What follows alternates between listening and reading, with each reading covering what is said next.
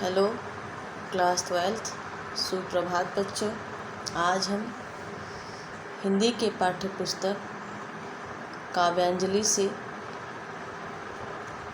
चौथे पाठ मैथिली शरण गुप्त का जीवन परिचय पढ़ेंगे।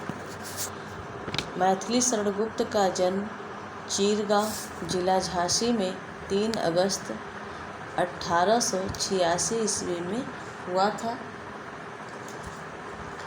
ये एक प्रतिष्ठित वैश्य परिवार से संबंधित थे। आपके पिता सेठ राम शरण गुप्त हिंदी के अच्छे कवि थे।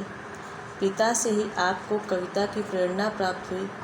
द्विवेदी जी से आपको कविता लिखने का प्रोत्साहन मिला और सन 1899 ईस्वी में आपकी कविताएं सरस्वती पत्रिका में प्रकाशित होनी शुरू हो गई।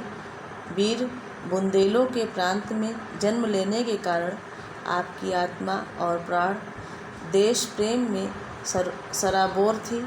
यही राष्ट्र प्रेम आपकी कविताओं में सर्वत्र प्रस्फुटित हुआ है। आपके 4 भाई और थे।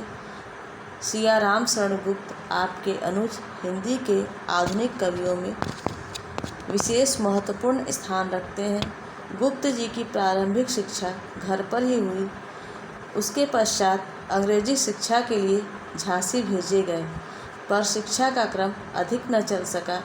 घर पर ही आपने बंगला, संस्कृत और मराठी का अच्छा ज्ञान प्राप्त किया।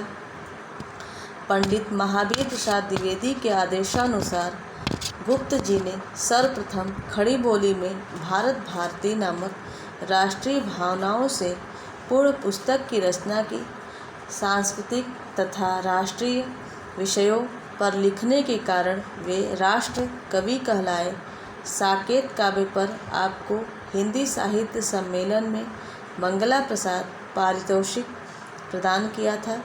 गुप्त जी को आगरा विश्वविद्यालय ने डी.लिट की मानद उपाधि से अलंकृत किया। सन 1954 ईस्वी में भारत सरकार ने पद्म भूषण के अलंकरण से इन्हें विभूषित किया। वे 2 बार राज्यसभा के सदस्य भी मनोनीत हुए। सरस्वती का यह महान उपासक 12 सितंबर सन 1964 ईस्वी को परलोकगामी हो गया। इनकी रचनाएं मौलिक काव्य, भारत भारती, जयद्रथ वध, पंचवटी, साकेत, यशोधरा, द्वापर, हिडिंबा, सिद्धराज, नहुष, रंग में भंग, किसान, कावा और करबला, बक संहार, विष्णुप्रिया, जय भारत आदि।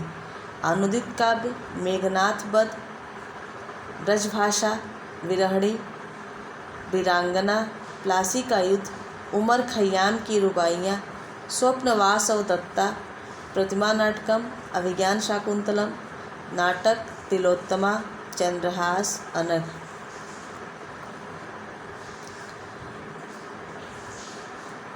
गुप्त जी राम के अनन्य भक्त हैं, किंतु इनके राम कृष्ण से भिन्न नहीं है। कृष्ण काव्य के मंगलाचरण में भी आपने राम की ही वंदना की है। राम के भक्त होते हुए भी ये उदारवादी दृष्टिकोण के समर्थक हैं। साकेत में जहाँ आपने राम का गुणगान किया है, वहीं द्वापर में कृष्ण का, अनघ और यशोधरा में भगवान बुद्ध का, काबा और करबला में हसन और हुसैन के बलिदान की गाथा गाई है। इनकी राष्ट्रीयता बड़ी ही व्यापक और धर्मनिरपेक्ष है। गुप्त जी ने आर्य भावना का समर्थन किया है। गुप्त जी की रचना में आर्य संस्कृत और मर्यादा का भली भांति समर्थन हुआ है। मानव सेवा को ही अपना अभिष्ट मानते हैं। इनका कथन है, संदेश यहाँ मैं नहीं स्वर्ग का लाया, इस भूतल को ही स्वर्ग बनाने आया। गुप्त जी के काव्य में राष्ट्रीयता की भावना विद्यमान है। इनकी रचनाओं में राष्ट्र प्रेम फूट फूट कर भरा पड़ा है। इनकी राष्ट्रीयता महात्मा गांधी से प्रभावित है। भारत भारती, साकेत आदि काव्यों में इनकी राष्ट्रीयता के स्वर पूर्णतः मुखर हुए हैं। साकेत में महात्मा गांधी से प्रभावित असहयोग आंदोलन, सत्याग्रह, अनशन आदि के चित्र मिलते हैं। गुप्त जी की रचनाओं में हिंदी मुस्लिम एकता, अछूतोद्धार, विधवा विवाह का समर्थन, बाल विवाह का विरोध आदि मार्मिक वर्णन हुआ है, जो इनके समाज सुधार विषयक प्रकृति का परिचायक है।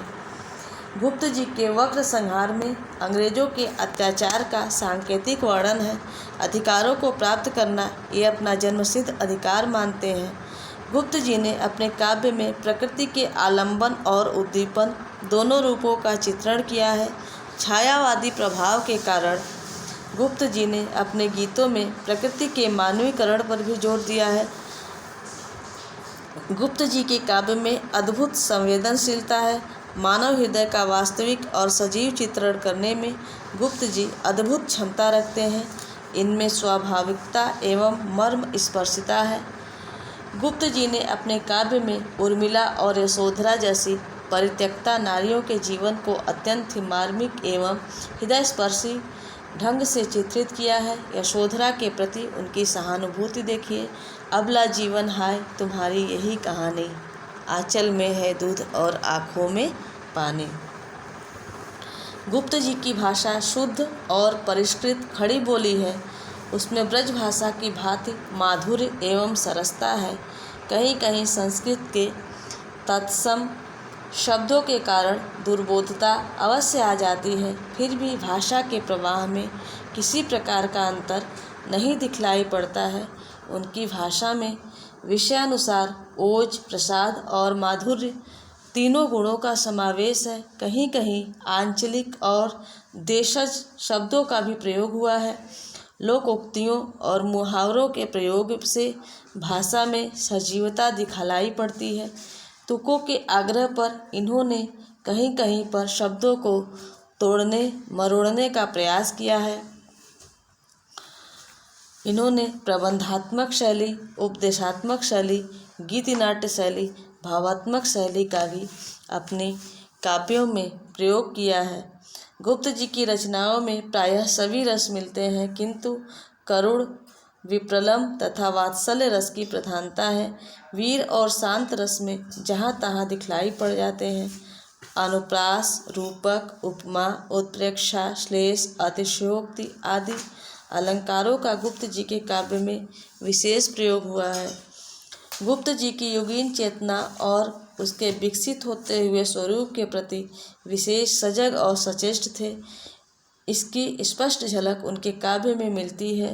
राष्ट्र की आत्मा को जीवन देने के कारण वे राष्ट्र कवि कहलाए और आधुनिक हिंदी काव्यधारा के साथ विकास पथ पर चलते हुए युग प्रतिनिधि कवि के रूप में स्वीकार किए गए। निश्चय ही गुप्त जी आधुनिक युग के श्रेष्ठ कवियों में विशिष्ट स्थान रखते हैं।